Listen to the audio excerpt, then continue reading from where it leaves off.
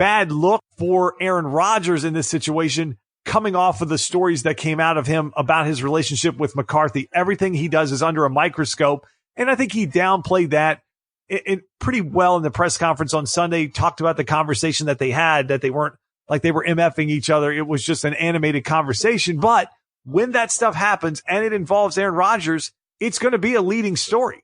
If Josh McDaniels and Tom Brady have this kind of blow up, it's probably going to be a story because people like that. Brady's a fiery guy. The conversation that blow up he had with Bill O'Brien years ago still is something that gets talked about and shown. So when you're a top-notch guy and you have these things, but when you watch it, it happens. It happened with Jalen Ramsey on Sunday, Eric, in Houston, that Doug Marrone and him looked like they were going to go to blows on the sideline.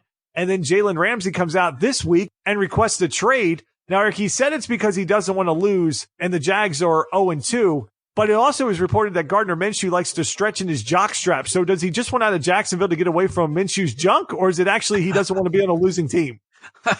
I think both of those two things are correlated. I think you become a losing team or a losing organization when one of your players has his wiener hanging out in the locker room while he's stretching and all of the other players are trying to get ready for the game. It's just a really weird situation now that Gardner's in control of that offense. I'm pretty sure Nick Foles had a little bit more class than to sprawl himself out on the carpet in the middle of the locker room and start leaning back and forth while his pecker's going back. It's just, I don't understand what's going on in Jacksonville. They're a total mess.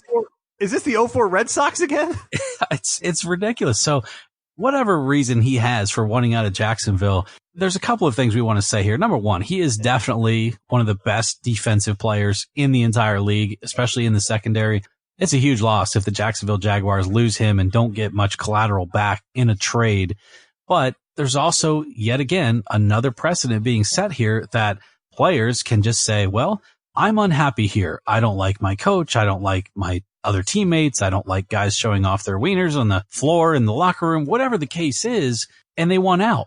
And now their agent is forced to start working with GMs and find another place for them. And then they start following and unfollowing different teams and players on Instagram. And it's like it's high school all over again.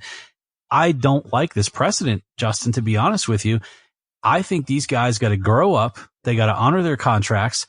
And sports is a team sport. When you're talking football, basketball, baseball, hockey, when you sign that deal, you're signing into a commitment with an organization that says, win, lose, or draw, we play as a team.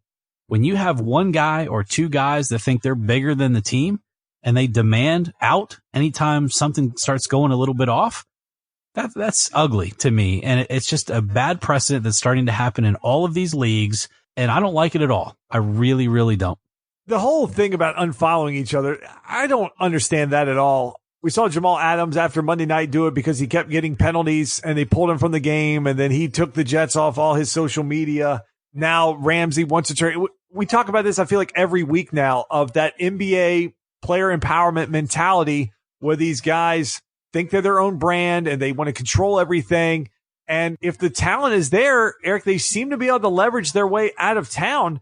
The Jags wanting reportedly 2 firsts for Jalen Ramsey, who you're then going to have to turn around and sign to a mammoth contract in order to keep him. Right. That's never going to happen. A team is never going to just give up 2 first-round picks and then have to turn around and eat $60 million plus in guarantees or whatever it's going to cost to keep Jalen Ramsey happy. It's not a rental situation where you're going to trade all of your future away, because a lot of these teams that are in playoff contention, they need their draft picks because they're up against the cap trying to keep all their stars. So when they can put guys on rookie contracts in, that helps them with some of their deals. A team like a Dallas can't keep trading first round picks away because eventually they're going to need those cheaper contracts in there and the talent, where they just can't always rely on picks in the 4th and 5th and 6th round. So I think there's a little bit of that. I can see a team giving up a first for him, but it's going to be a team that's got cap room and is willing to go ahead and sign him, because it's silly to give up a first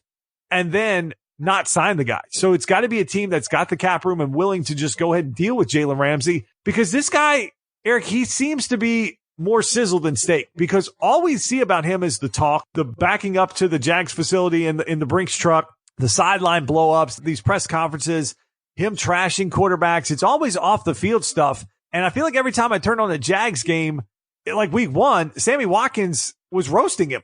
then he was mad because he was off of Hopkins, and I just feel like there's a lot more that the Jags are going to be able. I mean, when you have Tom Coughlin running your team, I don't think he's going to put up with this for long. And as long as ownership is empowering him, I look for him to find a way to get Jalen Ramsey, Eric, out of town at this point, because what's the point? You're 0-2. If he's not going to resign there and you don't want him, you might as well get something for him.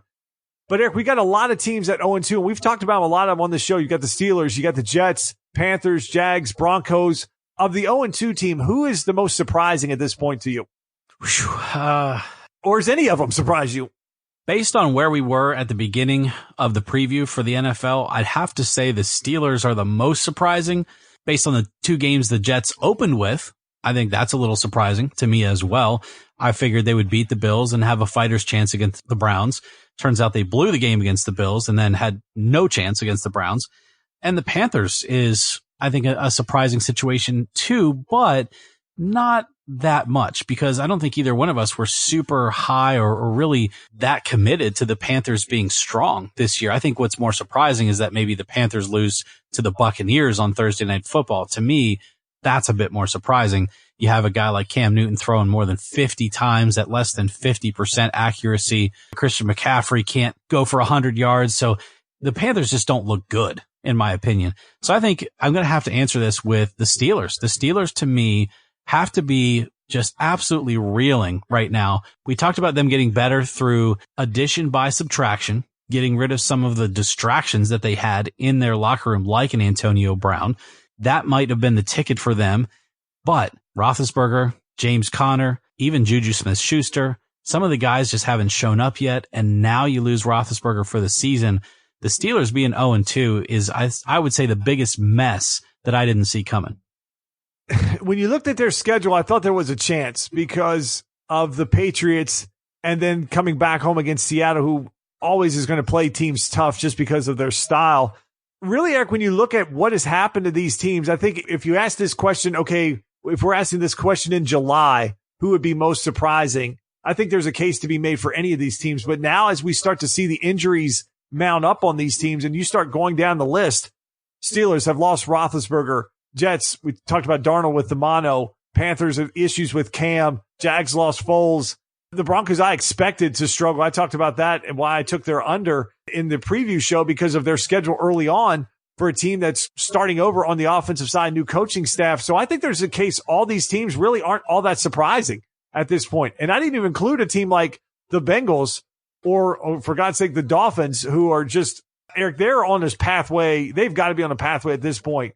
That's because we weren't surprised about those. Because they have gotten beat 102-10, or I should say outscored 102-10, which I didn't look it up, but that's got to be some kind of record through the first 2 weeks of a season. They get out from under Minkah Fitzpatrick, but this is getting awful. I mean, Dallas is playing them this week. Dallas is a 21.5-point favorite. I'm not sure that's enough at this point. And then you turn around with the Jets and their quarterback situation. Patriots are a 22.5-point favorite over the Jets. This is in the same week. So with this Miami team, do you agree now that they're just all in on the tank? What can the league do about this, if anything? Yeah, I don't know what the league can do about this, but yeah, they're definitely all in on the tank. They're stockpiling picks. You can see it by them trading away the valued stars that they do have. I mean, we talked about the fact that they don't have names on this roster unless you look at a guy like Fitzmagic. You know, people know him a little bit because he has tenure in this league. They're trading away named guys on the line, in the secondary. I don't know if a guy like Kenyon Drake is going to make it through the rest of this year. So Eric, he's supposedly on the trading block as well. Yeah, see, that doesn't surprise me. I mean, they're going to get rid of any name that they can. Honestly, it wouldn't surprise me if Josh Rosen goes, because with all of those picks, they can draft another opportunity at a franchise quarterback. They don't really need to stockpile Rosen. If these QBs keep going down like they're in the line of fire throughout the league, Josh Rosen's probably going to get moved. It's a complete tank at this point. I think the league's going to have to look at it. I mean, at least with the Browns, you felt like they would draft the right people. And then it was like, well, how are they 1-15? How are they 0-16? You thought they'd win 4 games, 5 games, and they just sucked each and every year. But it didn't seem like they were dumping everything. this is like a fire sale in Miami. And it is absolutely clear that the head coach wants to totally reset the franchise if he's given the opportunity to stay there through the next 3 to 4 to 5 years, which I don't know about. He wants to build a completely different environment. I think that's why Fitzpatrick had to go. You can't have a disease in the locker room who's clearly unhappy. And I'm not saying he's a disease. He's, for the most part, not been a problem around the league, but he's unhappy. And so I think it's just this process in Miami where you've got to cut the fat. You've got to clear the guys that don't want to rebuild this with you. They are now committed to a process here in Miami that's going to take them the next 3 to 4 years.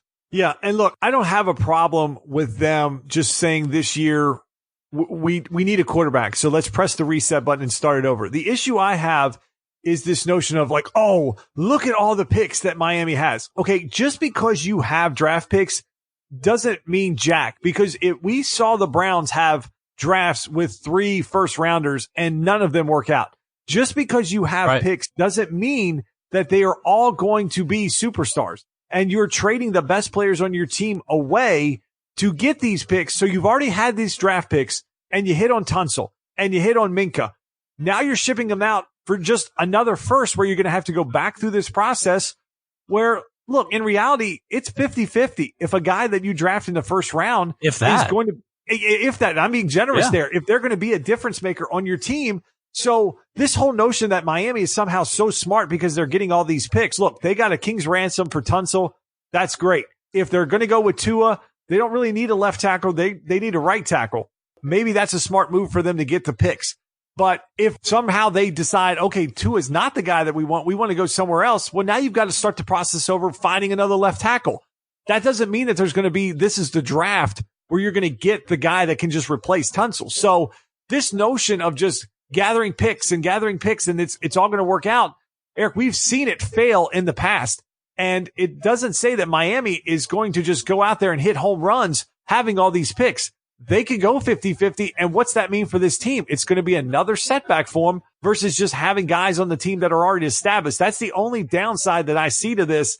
They're not only tanking, they are trying to leave no stone unturned that they were going to be the number 1 pick. And at this point, if you are a Minka Fitzpatrick, just like we talked about last week, when you're playing in the NFL and you're in a situation where the organization wants to lose, why do you want to go out there and put your body on the line to get hurt, have your career ended for a situation where the team doesn't even want you to win? It's like Major League, the movie, where the ownership was hoping that the team would tank. They did everything they could.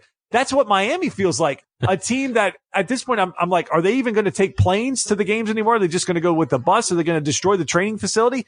What's the next move to ensure 0-16 at this point? Because they are hell-bent on getting the number 1 pick. There is no doubt in my mind about that, Eric. Exactly. And they're trading known commodities for unknown commodities. And so you're not going to hit on 50% of those, but they are trying to play a numbers game and try to get as many picks as possible. And then if they have a 20 to 30% success rate, they might have good players. But what have you given up to do that? And I think it's just going to be a really long process for them. Now, Justin, a couple of teams lit them up in the last couple of weeks. One of them was the Baltimore Ravens with Lamar Jackson. So here's a little bonus NFL question.